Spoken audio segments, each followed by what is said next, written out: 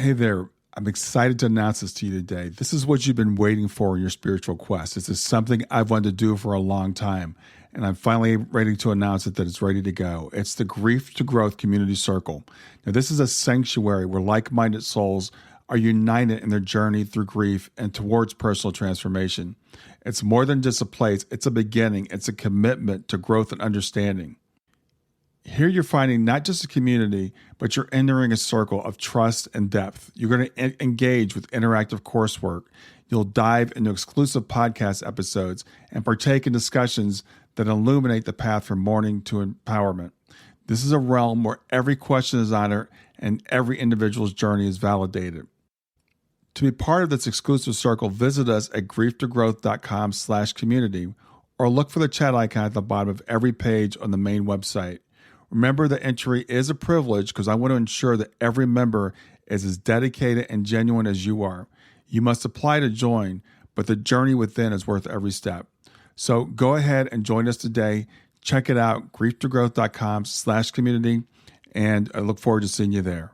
Hi there. Welcome to Grief to Growth podcast. Your host is Brian Smith, spiritual seeker, best-selling author, grief survivor, and life coach. Brian believes that the worst tragedies of life provide the greatest opportunity for growth. Brian says he was planted, not buried, and he is here to help you grow where you've been planted by the difficulties in life. In each episode, Brian and his guests will share what has helped them to survive and thrive. It is his sincere hope this episode helps you today.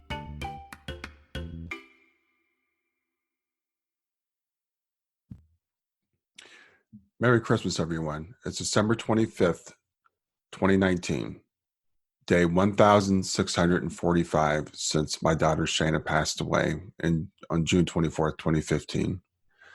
This is our fifth Christmas without Shayna.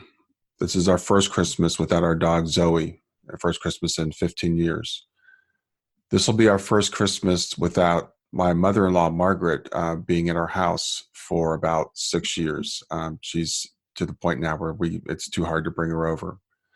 So things are changing. It's about 7:30 in the morning. I'm up getting ready to go for my walk for the day. Kayla's asleep in her bed here, and my wife Tawana is asleep upstairs. I want to talk about what Christmas is like now and the challenges of Christmas as things change.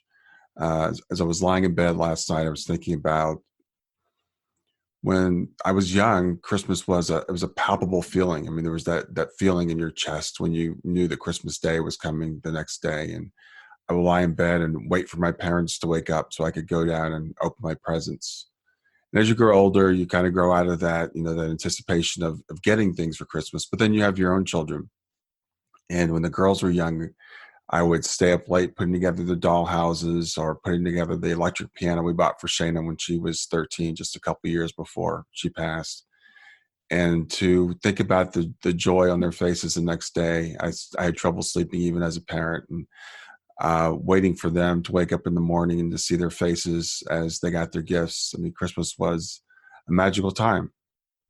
Now, as we grow older, and our kids grow older and move away and don't get toys anymore, those things change. I remember the last couple of years that Shayna was here, there weren't as many toys to play with. We would sit around on Christmas afternoon and we'd get actually bored on Christmas Day. So we started a new tradition where the four of us would go to the movies together. And then after Shayna passed, we would sometimes, the three of us, Tawana and Kayla and I, would go to the movies. So as things change, we have to make new traditions and find new ways to celebrate the day. But, frankly, it's not the same as it was. I don't anticipate Christmas the way that I used to. This year, I did not buy a single Christmas present. Tawana and I decided there's no point in getting presents for each other. She did the shopping for Kayla. So under our tree, there are just presents for Kayla. I think there's one present for Tawana's mother. We'll miss her, bringing her over today, but Tawana and Kayla and I will probably go to see her a little bit later. She lives about 20 minutes from here, but we'll just do different things today. When Shayna was little, we would do Cornish game hens for Christmas dinner. She loved it. She called it bird. And I remember the first time when she ate an entire one by herself, she was so proud and so stuffed. We don't do those anymore. Today we'll do a rib roast instead. What we'll do, we're going to go to Nashville for a few days as something to make new memories because, as you know, Kayla is still with us. We want to make new memories for her. We want Christmas to be special for her. Now, things have changed even since last year with Kayla because for the last 5 years, Kayla has been in school up in Toledo. This is her first year where she's back here closer to home, but she has her own house about 25 minutes away now. So normally on Christmas for break, she'd come and spend several days or several weeks here. But with having her own home, she hasn't been here as much. And frankly, I think there's some reluctance for her to be in the house with the two of us, where Shayna isn't. We all miss Shayna every day, but I think we miss her particularly on special occasions like this. And I don't blame Kayla for spending time in her own home. Another tradition that Kayla and I have is that we go out every year. We buy a snow baby, an ornament to commemorate Christmas. And she had her collection of snow babies, and Shayna and I would go out and buy an ornament for her every year. And Kayla and I have continued that tradition. But this year, frankly, I think we both forgot about it. Christmas sneaked up on us. She wasn't spending as much time here because, as I said, she's been spending time in her own house. So we didn't do that. And I'm not sure when we're going to get a chance to do it because we're leaving town tomorrow and we'll be gone for a little while. So Christmas is different. I was thinking this morning as I woke up, not as many tears. I miss Shayna every bit as much as I ever have, if not more. I don't know what the reason is for the lack of tears. I don't know I think tears kind of come from an overflow of emotion. And as I go along, my capacity to hold the emotion maybe has gotten bigger. I don't feel like my missing her is any less or my pain is any less. But not as many tears this year. That's just an observation. I really can't say why. So while I'm talking about Christmas, I want to take the opportunity here to address some questions I've gotten. I was talking to a client the other day, and she asked me if I believe in the miracles of Jesus. And of course, Christmas is when we celebrate Jesus' birthday. And I want to say, because sometimes people ask, or people will say, well, you hate God now, or you hate Jesus, or you hate the Bible, or you hate Christianity, or you hate religion, or you hate all these different things. And nothing could be further from the truth. I still look at Jesus as a great example to me. I still look at Jesus as a spiritual master. I still try to live my life based upon the way Jesus lived his life. And I will always be grateful to Jesus when I was a small child for protecting me from the guy that they told me was out to put me in hell. So Jesus will always be my protector of that time, and I'll always cherish that. But the Jesus that people have turned him into, I'm not particularly attached to, I guess I'll say. Jesus, I think, to say that Jesus would send us to hell. I saw a cartoon the other day that said, it was a caricature, of course, but said Jesus was saying, if you don't adore me and do me favors, I'll send you to hell.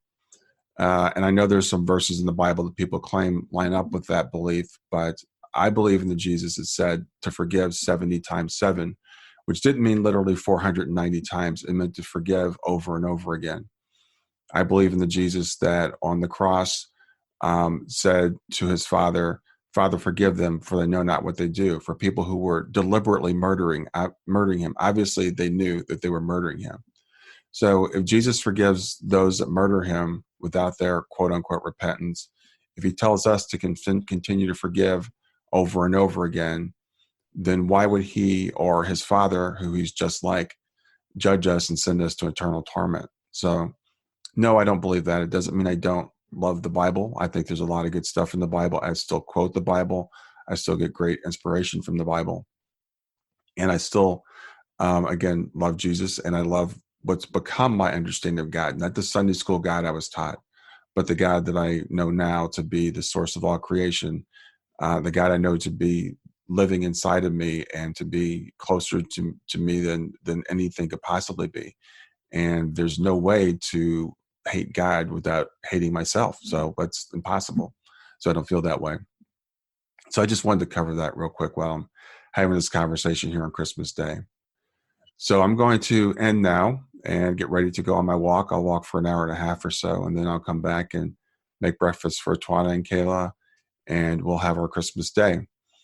And we will make new memories today. I have to admit, the last 5 Christmases are kind of a blur. I don't really remember any of them in particular, but we've gotten through them. We cherished each other. We cherish our time together with each other. And I encourage you to do the same as you go through these holidays. And again, it's day 1,645 since Shayna passed.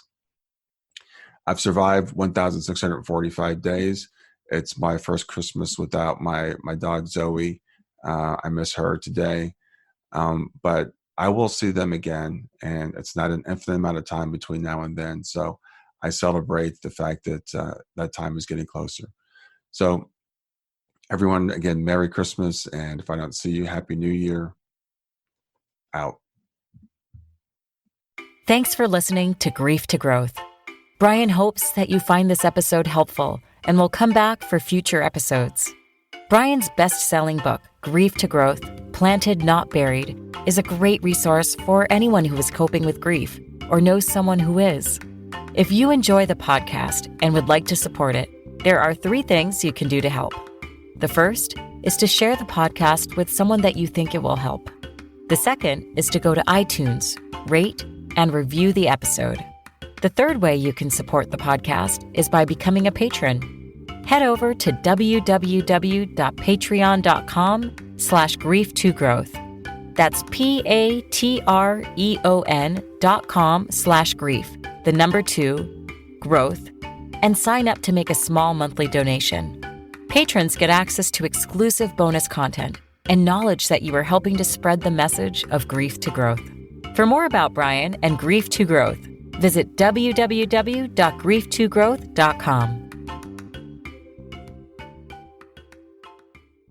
Hi there. I hope you enjoyed this latest episode of the podcast, and I'd love to hear your thoughts. What questions came up for you? What did you like about it? What didn't you like about it? I invite you to visit us at grieftogrowth.circle.so. That's grief2growth.circle.so to continue the conversation with me and with other listeners. It's a space to sound off, to share reactions, and to go deeper into the topics from the show. I look forward to chatting more, and I hope to see you there.